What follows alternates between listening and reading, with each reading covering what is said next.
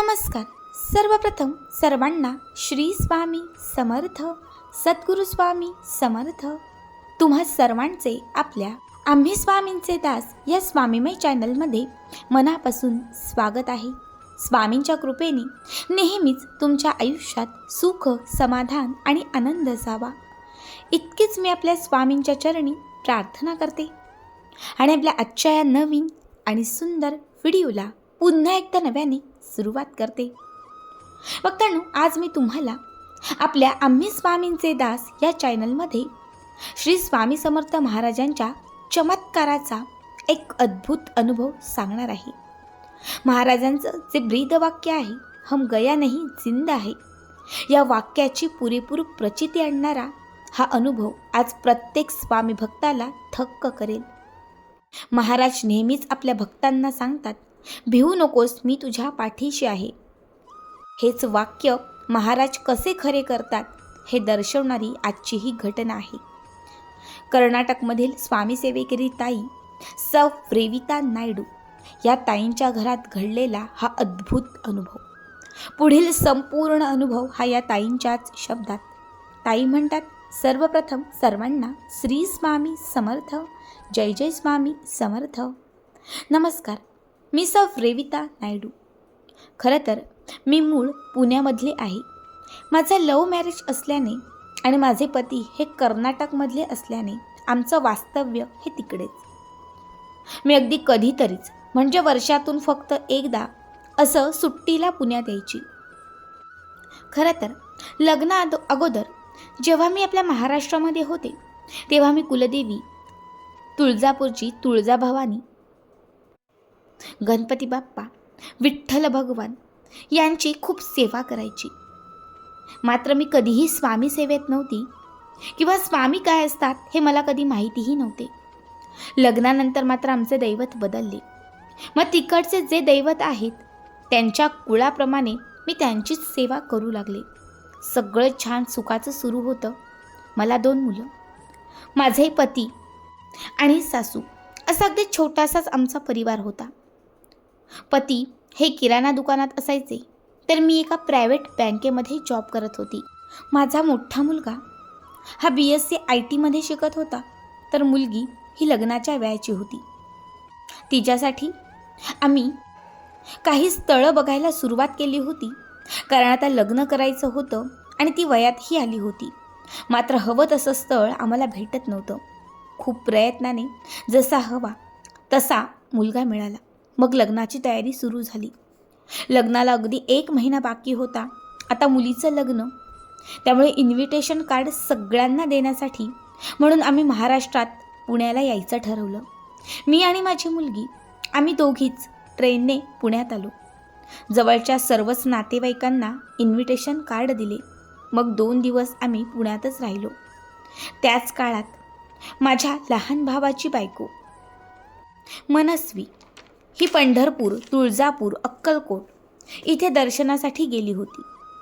आणि तिची आणि माझ्या लहान भावाची वाट पाहण्यासाठी आम्ही 1 दिवस अजून तिथे एक्स्ट्रा राहिलो. कारण तो सख्खा भाऊ आणि सख्खी भावजय होती, त्यांना इन्व्हाइट केल्याशिवाय जाणं आम्हाला योग्य वाटत नव्हतं. दुसऱ्या दिवशी मनस्वी आणि माझा लहान भाऊ हे देवदर्शन करून आले. आमची भेट झाली. मग आम्ही तिला आमंत्रण देऊन रात्री 8च्या ट्रेनने पुन्हा परतणार होतो. त्याच वेळेस तिने मला तिकडच्या तीर्थक्षेत्राचा प्रसाद दिला.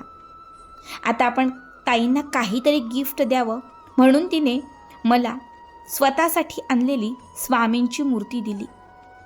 ती स्वामींची परमभक्त होती.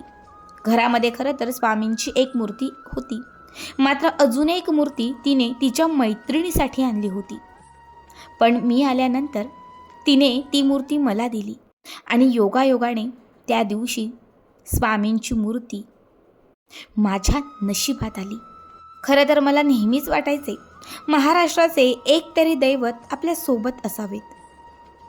आणि आज माझ्या भाऊजाईने मला ती मूर्ती दिली. मी मनातून खूप खुश होती. मी ती मूर्ती एका बॉक्समध्ये ठेवून व्यवस्थित पॅक केली आणि मग आम्ही रात्री जेवण करून घरी जाण्यासाठी निघालो. आम्ही कर्नाटकमध्ये पोचल्यावर सगळ्यात आधी मी आंघोळ करून ती मूर्ती देवघरात ठेवली. 2 दिवस छान उलटले आणि त्यानंतर मात्र घरात काहीतरी वेगळं घडू लागले. माझ्या मुलीचं ठरलेलं लग्न हे एका क्षणी मोडलं. कारण काहीच नव्हतं. मात्र देण्याघेण्याच्या व्यवहारावरून थोडासा वाद झाला आणि ठरलेलं लग्न हे माझ्या मिस्टरांनीच एका क्षणात मोडलं. तो धक्का आमच्यासाठी खूप मोठा होता. आता काय करावे कळत नव्हते. मी खूप जास्त विचारात होते. कारण मुलीची बाजू आणि लग्न मोडले. सगळ्यांना इन्व्हाइट केले. अगदी आम्ही सगळेच खूप टेन्शनमध्ये होतो. त्यावरती पुढचे 4 दिवस उलटले नाही तर अजून एक आमच्या आयुष्यात मोठे वादळ आले. ज्या ठिकाणी मागील 12 वर्षांपासून मी कामाला जात होते, त्या कामावरून मला काहीही न सांगता काढून टाकण्यात आले. खरं तर इतकी वर्ष केलेली नोकरी माझी त्या एका दिवसात गेली आणि त्या दिवशी मी पूर्णपणे हारली. हे काय होत आहे मला कळत नव्हते. सगळं चांगलं सुरू असताना मध्येच हे काय घडलं याचा कोड मला सुटत नव्हतं. या सगळ्यातून आम्ही बाहेर पडलो नव्हतो. तेच अचानक एक अजून आघात झाला. माझे पती दुपारी जेवण करून बाईकने आमच्या दुकानात जात असताना त्यांचा ॲक्सिडेंट झाला आणि त्यात त्यांचा डावा पाय हा पूर्ण क्रॅक झाला.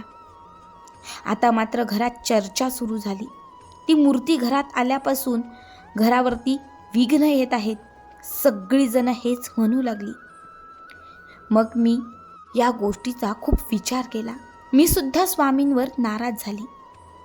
कारण आधी असं काहीच नव्हतं. मग अचानक ही मूर्ती घरात आली आणि हे सर्व सुरू झालं हे माझ्याही लक्षात आलं. माझी सासू ही आधीपासूनच घरात खूप स्ट्रिक्ट होती. सगळेच लोक तिच्या अंडरखाली असायचे आणि ती सगळ्यांवरती अगदी ताब्यात ठेवून होती. सासू माझ्यासमोर आली आणि मला खूप बोलू लागली. ती मूर्ती घरातून बाहेर काढ, आत्ताच्या आत्ता बाहेर काढ, किंवा तूही त्यासोबत घराच्या बाहेर पड, असं तिने मला बजावलं. आता माझ्याकडे काहीच पर्याय नव्हता. घराच्या समोर एक विहीर होती आणि सासूबाईंनी ती मूर्ती त्या विहिरीत विसर्जित कर म्हणून मला सांगितलं. तो क्षण माझ्यासाठी खूप अवघड होता. कारण मी महाराष्ट्रातून पुण्यातली. माझा दैवी शक्तीवरती विश्वास होता. पण त्या दिवशी माझ्याकडे पर्याय नव्हता. माझाही स्वामींवरती अविश्वास झाला होता. घरातली परिस्थिती बघून मला ती मूर्ती विसर्जित करावी लागली. अगदी सोमवारच्याच दिवशी सकाळी 7:15च्या दरम्यान मी ती मूर्ती विसर्जित केली आणि त्याच्या दुसऱ्याच दिवशी 7:15च्याच टायमाला एक खूप मोठी घटना घडली. आमच्या बँकेत जिथे मला कामावरून काढून टाकलं होतं तिथे खूप मोठा फ्रॉड झाला होता. ज्यामुळे सगळ्या बँकेतील लोकांवरती आणि पूर्ण बँकेवरती वॉरंट निघाला होता. सगळ्यांवर केसेस झाल्या आणि मला त्याच बँकेतील माझ्या खूप जवळच्या मैत्रिणीने फोन करून हे सांगितलं, तुझे नशीब खूप चांगले आहेत, तू सुखरूप वाचलीस, आमचं सगळं आयुष्यच खराब झालं.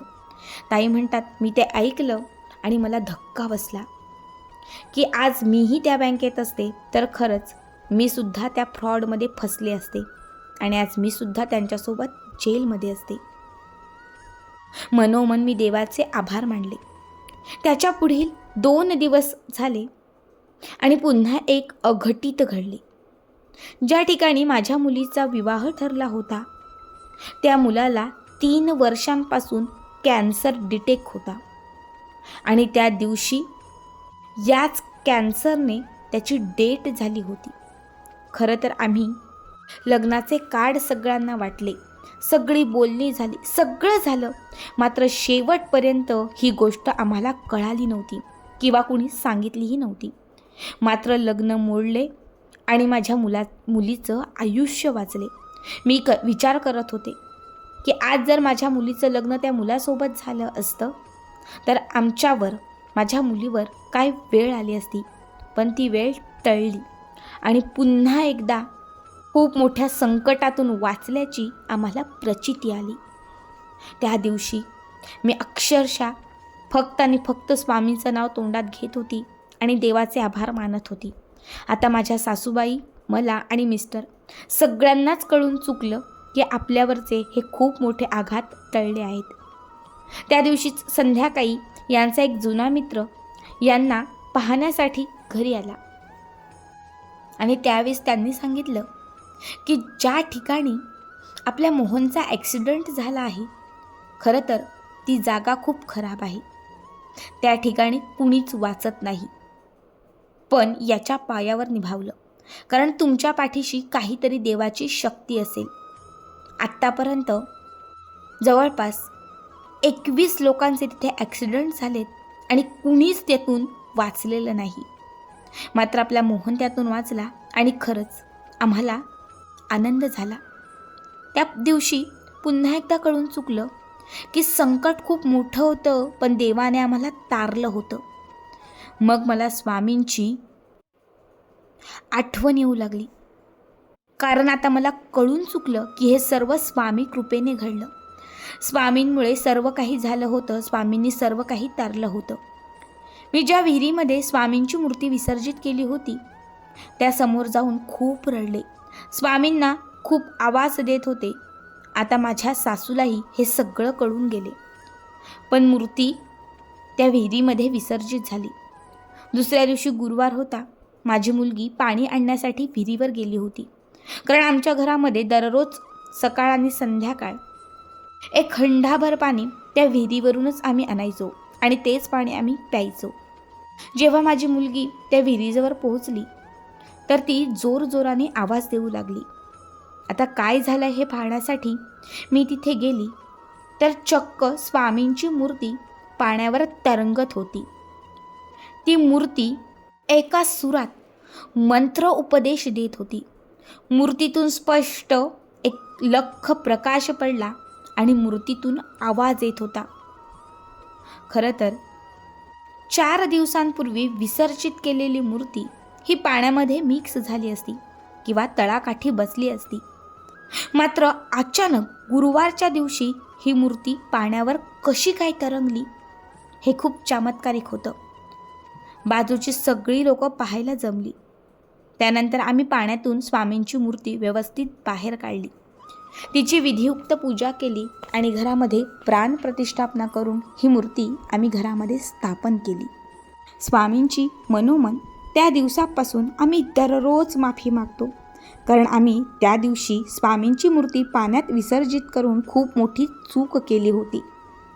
खरं तर स्वामी घरात आले आणि आम्हाला वाटले घरात संकटे आली, मात्र स्वामी घरात आले आणि खूप मोठी संकटे स्वामींनी टाळून लावली.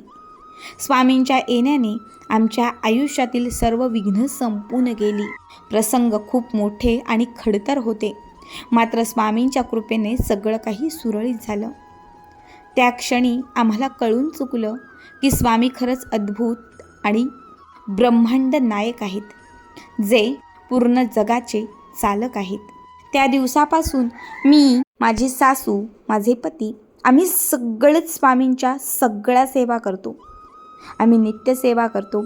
महाराजांना प्रत्येक गुरुवारी अभिषेक घालतो. मनोभावे आम्ही स्वामींची आराधना, पूजा अर्चा सर्व काही करतो, कारण आज आम्ही जे काही आहोत ते फक्त स्वामींच्या कृपेने. खरंच स्वामी लीला अगाध आहे, स्वामी शक्ती अफाट आहे, याची आम्हाला पुरेपूर प्रचिती आली. श्री स्वामी समर्थ, सद्गुरू स्वामी समर्थ. भक्तांनो, खरंच अद्भुत अनुभव होता. तुम्हाला आजचा अनुभव कसा वाटला कमेंट करा आणि असेच पुढचे व्हिडिओ पाहण्यासाठी आपल्या चॅनलला सबस्क्राईब करा. श्री स्वामी समर्थ, सद्गुरू स्वामी समर्थ.